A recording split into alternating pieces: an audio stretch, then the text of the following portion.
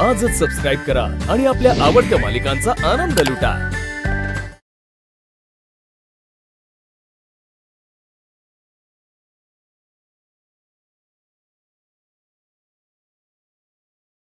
काय झालं वेदा? इतकी का घाबरलीस? हो हो हो, जाऊया आपण। वेदा बाळा, तुला ताप आलेला की नाही? आधी थोडंसं खाऊन घे, मग आपण खाली जाऊया। हे बघ, तुला आवडतात ना ती बिस्किट आणलेत मी तुझ्यासाठी, घे।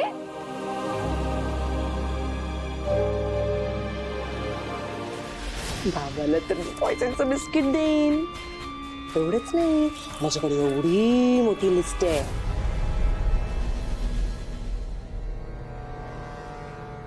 वेदा, बिस्किटाला नाही म्हणतेस तू? अगं तुझ्या आवडीची आहेत ना ही, म्हणून आणली होती, घे ना। बरं बरं बरं, ठीक आहे, बिस्किट नकोत ना? थोडंसं दूध तरी पिऊन घे। हा घे, मग ना आपण मस्त हळदीच्या कार्यक्रमाला जाऊ, खूप मज्जा करू। दूध पी आणि मग फ्रेश होऊन घे, तोपर्यंत तुझं टॉवेल काढ। हा, माणसाचा दुष्टपणा तरी हळूहळू ध्यानात येतो ग, पण जे मानवीच नाही त्याच्याशी लढणं किती कठीण असतं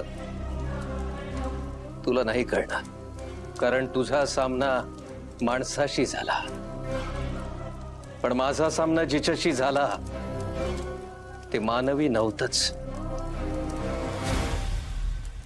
मानवी नव्हतं? हो, सुरुवातीला माझ्याकडे शिष्यत्वाची भीक मागणाऱ्या त्या स्त्रीला मी सत्यनारायण, विवाह, बारस असे अनेक धार्मिक विधी शिकवले। तिनेही सुरुवातीला सगळं आपण मन लावून करतोय असं दाखवलं, माझा विश्वास संपादन केला। दिवस जात राहिले।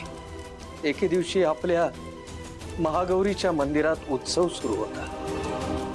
मंदिरात रात्री यज्ञ होता आणि मी त्या यज्ञाचं पौरोहित्य करत होतो।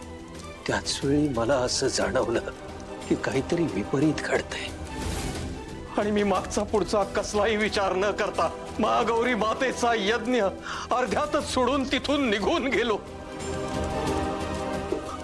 आणि घरी जाऊन पाहतो तर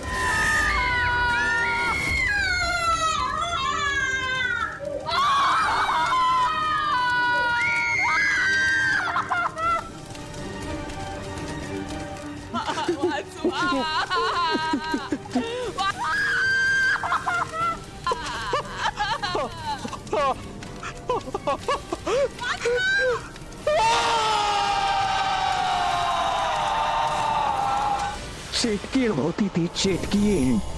विश्वास संपादन करून नंतर संधी साधून तुझ्या आईचा बळी दिला तिने, आणि तुझं अपहरण करून घेऊन गेली तुला। माझ्या डोळ्यासमोर सगळं घडत असताना सुद्धा मी नाही वाचवू शकलो तुला। कुठल्या तरी अज्ञात शक्तीने बांधून ठेवलं होतं ग मला। बाबा, हे सगळं का केलं असेल तिने? यामागे काय स्वार्थ होता तिचा? आणि जर ती मला घेऊन गेली तर मला तिचा चेहरा का आठवत नाहीये? बाबा सांगा ना मला, कोण होती ती बाई?